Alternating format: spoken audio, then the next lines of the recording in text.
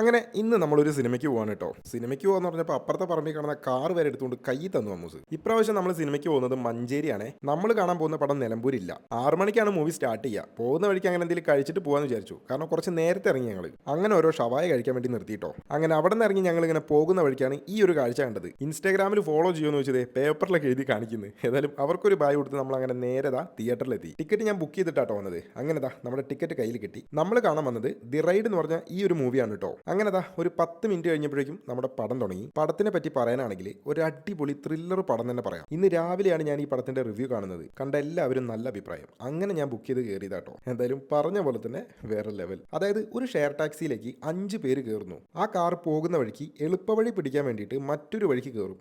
അവിടെ നിന്ന് ഈ സിനിമ അങ്ങോട്ട് മാറും. അതായത് ഒരു സാധാരണ യാത്ര ഒരു പേടി സ്വപ്നമായിട്ട് അങ്ങോട്ട് മാറും. അങ്ങനെ അതായത് ഈ കാറിൽ യാത്ര ചെയ്ത 5 പേരെ വെച്ചിട്ട് ഒരാൾ ഒരു ഗെയിം കളിക്കും. അതാരാണ്, എന്തിനിതൊക്കെ ചെയ്യുന്നു, ഇതൊക്കെയാണ് ഈ ഒരു പടത്തിൽ കാണിക്കുന്നത്. അപ്പോൾ അതൊക്കെ നിങ്ങൾ തിയേറ്ററിൽ തന്നെ പോയി കാണുക. ഇനി ഈ പടം കണ്ടവരുണ്ടെങ്കിൽ ഒന്ന് താഴെ കമൻറ്റ് ചെയ്യുക എങ്ങനെ ഉണ്ടായിരുന്നു എന്നുള്ളത്.